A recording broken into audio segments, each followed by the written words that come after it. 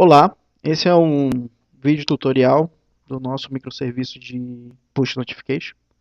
Ele foi desenvolvido em cima da plataforma Node, então aonde esse serviço de envio de mensagens vai rodar, vai precisar dessa plataforma instalada na máquina, seja ela Linux, Windows ou macOS.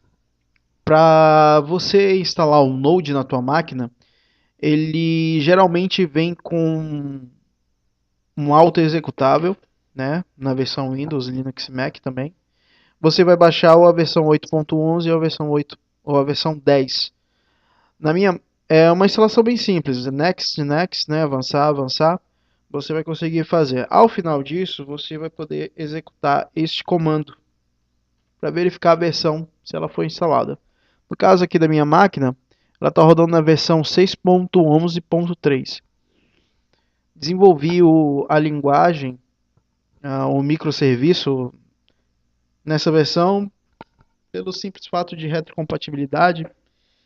Eu não sei qual é a potência do servidor, mas ele roda nativamente a partir da versão 6.11, garantido com os testes que foram feitos. Para dar manutenção no código, você vai precisar instalar na tua máquina o TypeScript. Após instalar o Node, você instala o pacote desse TypeScript. Então, por isso que você dá esse comando npm aqui na frente. Então, para instalar o TypeScript, você precisa do Node, tá? Você vai digitar esse comando no teu terminal, seja ele Linux ou qualquer sistema operacional, que seja, que eu estou usando o Windows. E você vai rodar esse comando, ele vai instalar globalmente esse "-g" aqui, o TypeScript. Tá, mas por que o TypeScript ele foi inserido no projeto? Tá? Antes nós estávamos desenvolvendo numa linguagem JavaScript pura. Então, a programação do JavaScript ela é muito voltado à prototipação, quando eu quero orientação a objeto, ou uma programação funcional, certo? Para você ver um exemplo de uma programação funcional, vai aqui no repositório do Bitbucket, index.js para você ver como é que estava a implementação. Tá? Então, a implementação funcional, tá? Onde ela vai rodar os comandos, e ela vai usar muito o then e o catch para requisições assíncronas, né? As requisições assíncronas, elas têm muita similaridade com os threads, né? Ela não tem um tempo de resposta exato, ela te retorna apenas promessas, né? Promise. Se vai ser rejeitado, se vai ser resolvido. Então, como o código ficou muito complicado e muito complexo para quem tem como Java, né, como sua linguagem principal, nós optamos em trabalhar com TypeScript, né, com a versão com a extensão .ts, que é o Push Notification.ts. O TypeScript ele é um superset do JavaScript, ou seja, ele é um superconjunto aonde ele vai forçar uma tipagem mais forte no JavaScript em tempo de compilação e sendo assim ele vai evitar erros em nível de runtime, digamos assim.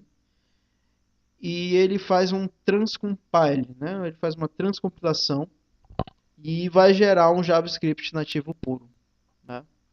Caso você já conheça, você já sabe do que eu estou falando.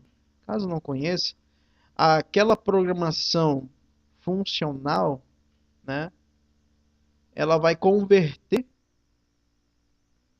Eu vou ter a possibilidade de programar orientado a objeto com uma tipagem forte e converter esse cara para um JavaScript puro. E assim um Node vai lá e faz a leitura. Eu rodo esse programa e ele faz essa leitura sem erros, ok? Eu estou usando aqui uma ideia chamada Visual Studio Code. Essa Visual Studio Code ela é voltada principalmente para o TypeScript. Então, isso aqui já é no momento em que você vai melhorar a implementação, no momento do suporte, no momento da continuidade desse microserviço. Então eu aconselho a baixar esse Visual Studio. ele roda em cima da V8 do Chrome, então ele é multiplataforma também, vai rodar no Linux, no Mac, no Windows, e ele é bem rápido, bem fácil, bem simples de trabalhar. Se você quiser rodar na sua IDE, fique tranquilo, mas lembra de baixar a extensão do TypeScript, ok? Então a gente já deu uma analisada. Quais são as dependências necessárias para poder rodar minimamente o nosso microserviço, né? Agora nós vamos para uma outra etapa em que consiste em como funciona esse microserviço, né? A nível de uso. Então, a, a estrutura dele foi pensada na seguinte situação. Ele tem um arquivo messages.json, aonde eu vou empilhar, aonde eu vou colocar aqui, tem um array, né? Ele é um JavaScript Object Notation, aonde eu vou colocar objetos nesse array, do objeto do tipo mensagens. Esse objeto, ele foi implementado uma interface para ele, uma interface FCM. Nós nomeamos ela de Firebase Cloud Message, aonde eu tenho um ID, né? Eu tenho aqui não dependente o tópico ou toDevices, que esse toDevices ele tem o WoW, o Android e o iOS. Já já eu vou explicar o que significa isso. E eu tenho também não dependente tokens. Ou seja, ou eu vou ter o to ou eu vou ter o tokens, tá? Que é um array de strings de token da Single. Então, analisando essa interface, você vai ver uma similaridade com o Java, né? Então, nós desenvolvemos aqui as classes, a interface, justamente para que você se sinta familiarizado a desenvolver, porque é uma linguagem principal que a Single utiliza.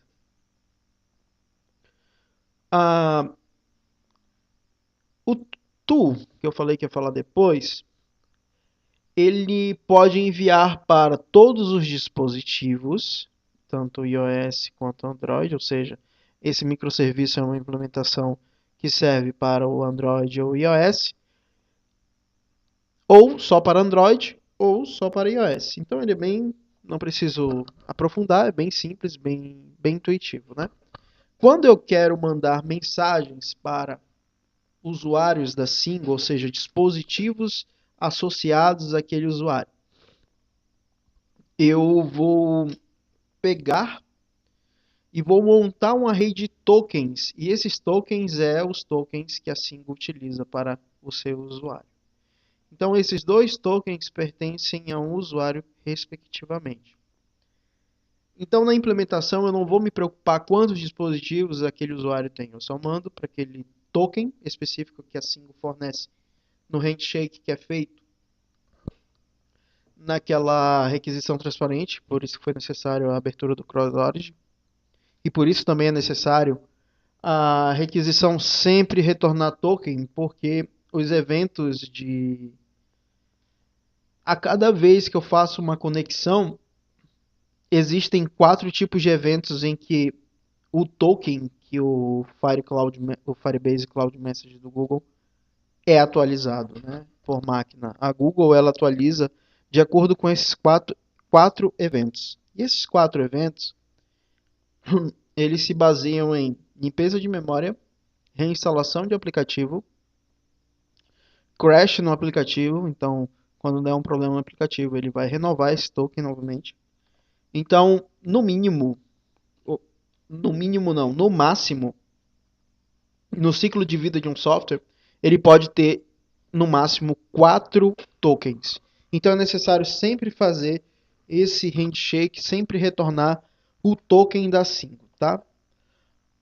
Para dar um exemplo de como está a estrutura de associação, porque se você analisar aqui, eu só coloco o token da single e na implementação ele vai verificar quantos devices, quantos dispositivos estão associados àquele token.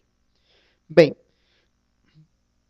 Daí que vem o termo microserviço, porque ele consegue tanto comunicar com o serviço do Firebase, database, quanto comunicar com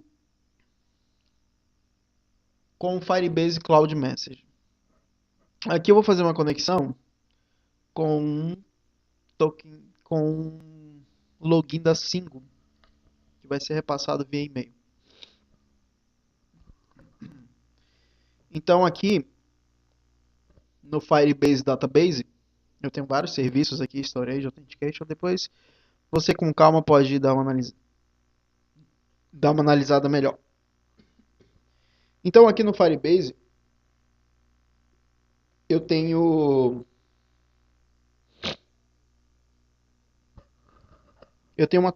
uma ramificação de usuários, aonde ele tem 3 tokens SIM associados a tokens que o Google me fornece.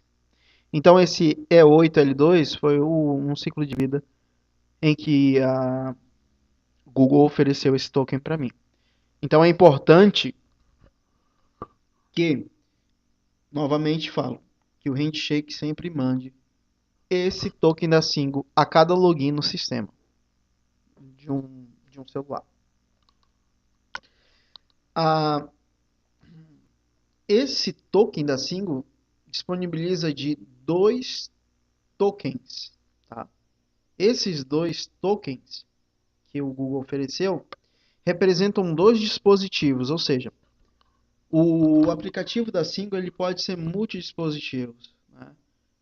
Um usuário pode logar em diversos aparelhos e esses aparelhos receberão as notificações direcionadas a este usuário da Single. Essa é a estrutura básica, não tem muito mistério, é uma associação de um para muitos, né? Agora, nós vamos adentrar em como funciona o uso desse microserviço. Então, a ideia aqui, eu acesso aonde está o projeto, onde está o arquivo do servidor, simulando que aqui é um servidor.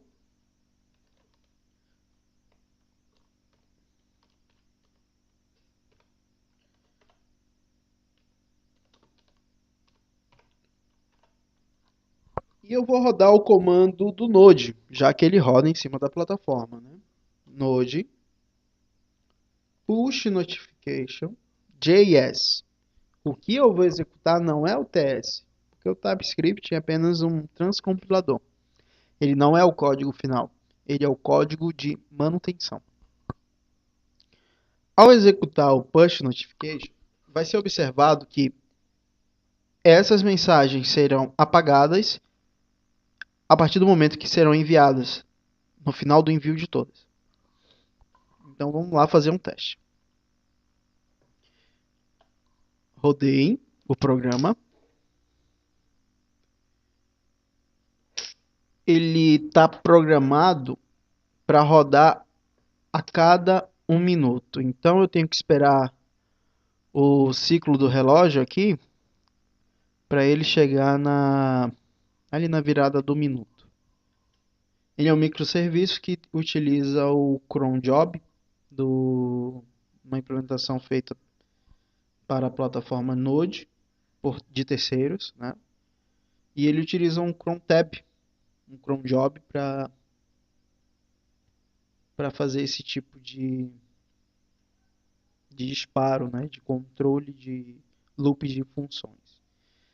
Você pode pular o vídeo, mas eu vou aguardar aqui. Pronto, ele vai disparar agora. Ele fez o disparo, mandou para todos, mandou para o Android e me fez um cálculo do tempo de envio a partir do momento do disparo da Chrome, né? Então esse microserviço foi lá, eu vou dar só uma pausa aqui nele, porque ele sempre vai ficar varrendo de acordo com o intervalo de tempo que ele foi pré-estipulado. Então ele foi lá, entregou para todos os celulares, entregou para todos os dispositivos Android Aqui o Firebase deu um warning, né? Considerando que o single deveria ser filtrado, mas isso pode ser ignorado, porque foi feita uma busca exatamente para fazer essa detecção. Isso aqui é um pouco mais que não demandaria mais tempo de implementação. Entregou para 3 aparelhos, não apresentou falhas, né? Falha para 0 aparelhos, limpou as mensagens e te deu um relatório aqui de tantos tempo de execução de envio.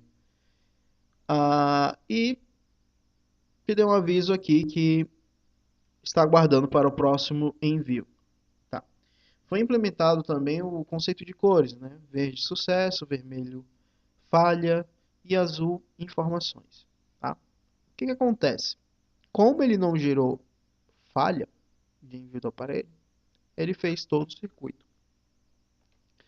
Mas tem uma outra implementação, deixa eu salvar aqui, eu dei um Ctrl Z, né, nas mensagens. Deixa eu só mostrar como estava antes. A gente foi lá e montou um array vazio, né, que ele faz um passe nesse JSON lá na implementação. Vou dar um Ctrl Z para justamente colocar essas informações aqui, para não ter que ficar copiando na mão. Deixa eu fechar esse terminal aqui. Agora vamos fazer uma simulação de erro. Eu vou adicionar aqui, coisa que não é para fazer, mas eu vou fazer a nível de treinamento. Eu vou inserir um token com o meu nome nesse cliente da Singo, né, nesse token que a Singo me forneceu. E vou, deixa eu só ver para quem ele envia as mensagens, para o JJM5, olha aqui, JJM5. Então aqui no JJM5 eu vou abrir os tokens associados. Eu vou, de propósito, eu vou adicionar mais um cara aqui com o nome do Evandro e mais um cara aqui com o nome do Christian. Então a ideia é o seguinte: se essa implementação ela está correta, ela verificando que um token ele não está mais sendo usado ou está indisponível, ele teria que atualizar esse cara para mim. Então a implementação, por que eu coloquei Reader, Evandro e Christian? Esse Reader, Evandro e Christian, ele simula, não sei se vocês lembram do ciclo de vida do token que eu falei, do token da Google que eu falei anteriormente. Esse token da Google, ele pode ter no máximo 4, como eu falei, que são os eventos de limpeza, de crash, de reinstalação do aplicativo. Esse token é inválido, ou até mesmo por tempo, né? Geralmente um token ele tem um ciclo de vida de 15 dias. Então ele vai ficar mudando.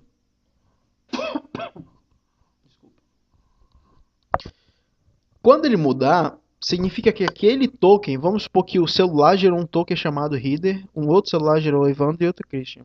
Só que aí, no ciclo de vida, esse token mudou para FJU DSM. Então, o token na posição 0 está válido. O token na posição 1 já não está mais em uso. Assim, o 2, que é o Evandro, que é o Christian, né, o 2, e o Reader na posição 3, que são tokens que não são mais usados. Então não faz mais sentido ficar enviando para esse dispositivo porque ele já foi excluído da Google. A Google ela não me oferece uma comunicação reversa, né? Ela apenas me informa, ó, esse aparelho ele tem esse token. Ele não me informa que evento X disparou uma atualização de token e aquele outro token se tornou inválido. Então, para resolver e para reverter esta situação, nós fizemos uma implementação que, quando o token apresentar falha e eu tentar enviar 3 vezes para esse cara, ele vai apagar desse nosso registro, ok? Então vamos fazer essa simulação para ver se está funcionando. Eu vou tentar disparar. simulando que esse disparo não precisa toda vez que carregar a mensagem eu ter que disparar novamente. Não. Ele tem um cron job em que você dispara apenas uma vez e ele vai ficar contando desde que o servidor esteja devidamente ligado, reiniciado o processo e você ter ligado esse microserviço, né, que roda em cima de um cron job. Então você só roda uma vez e ele fica rodando constantemente. E a tua única preocupação é alimentar esse array de mensagens, né? Quando essa mensagem estiver vazio, significa que ele enviou. Então, na tua lógica, você vai inserindo esse array de objetos JavaScript. Tá, vamos fazer a simulação, tentar agilizar esse vídeo. E eu estou tentando explicar mais lento possível, mais detalhado possível para evitar dúvidas, tá? Vou rodar novamente. Deixa eu ver. Ele vai disparar quando chegar aqui em cima. Coloquei o padrão de time dele para cada minuto. Eu não vou pausar o vídeo. Você pode pular daqui a 15 segundos que ele vai disparar. Prevendo que ele vai disparar, e eu sei que ele vai gerar erros, eu vou abrir aqui o arquivo de erros JSON, que é onde ele vai despejar as mensagens de erros. Tá?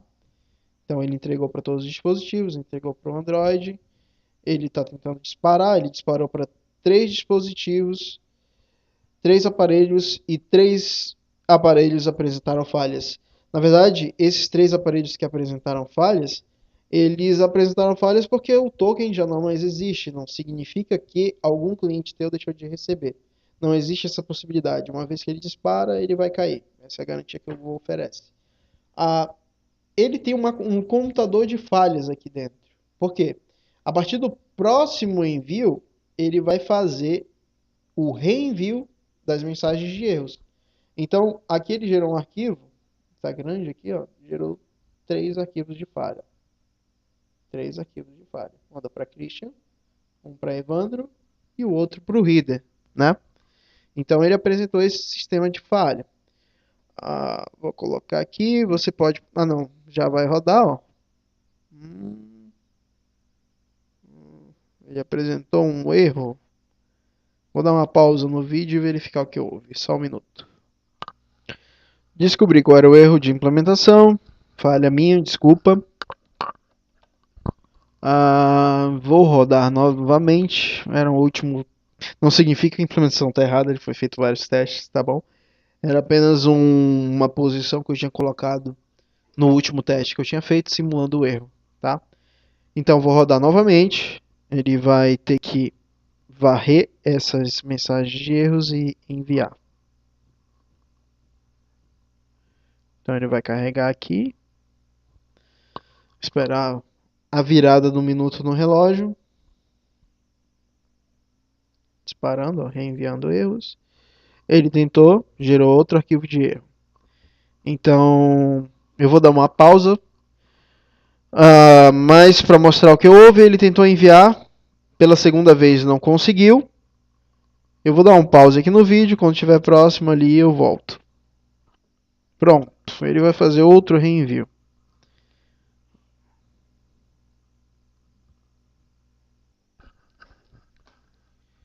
Então, voltando aqui, eu dei uma pausa para dar uma checada no que estava acontecendo.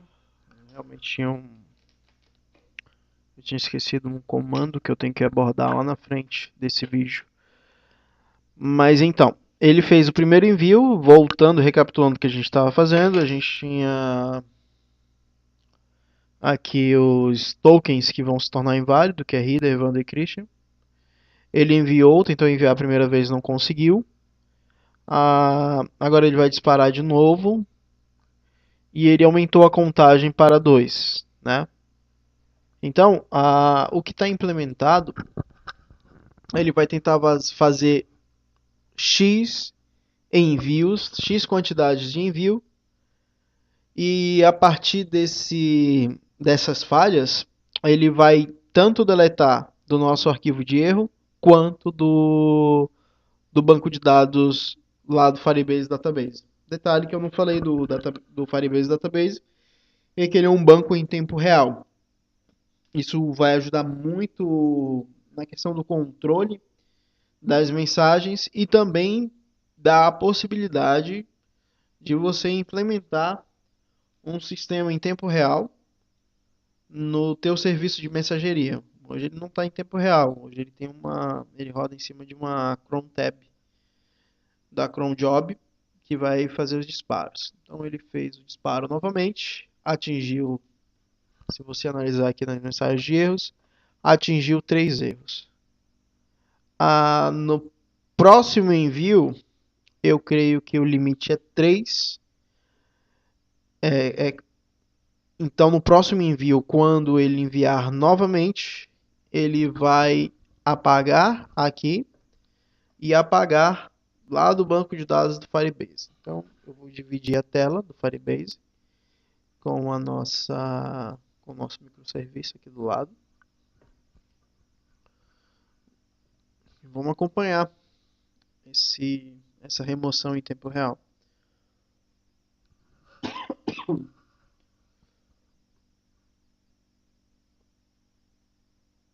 Você pode pular o vídeo aí para agilizar o teu entendimento. Fica à vontade. Pronto. Ele vai fazer o envio novamente. E aí ele fez a remoção. Olha que legal. Ele fez a remoção em tempo real. E o nosso microserviço ele fica sempre rodando de acordo com o período do tempo que ele roda em cima de uma cron tab, uma cron job, que eu já falei antes. Mas se você consegue botar uma implementação de requisições ao invés de vai da tua arquitetura, do teu modo de implementação.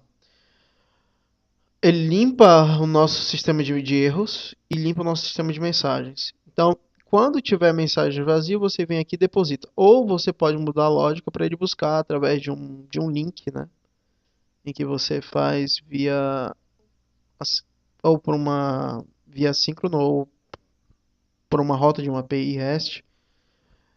Tudo vai depender do teu tipo de implementação. Hoje ele está implementado dessa forma. Ele tem um arquivo, você despeja lá as suas mensagens e ele vai disparar para você. Considerando que você tem que seguir aqueles padrões dos tokens e da variável to. Tá? Eu vou dar uma quebra no vídeo para ele não ficar tão longo. E no próximo vídeo eu vou abordar um tópico mais avançado, né? Que é o foco da implementação. Você pegar esse código e fazer as atualizações dele. Os requisitos básicos que você precisa para aprender.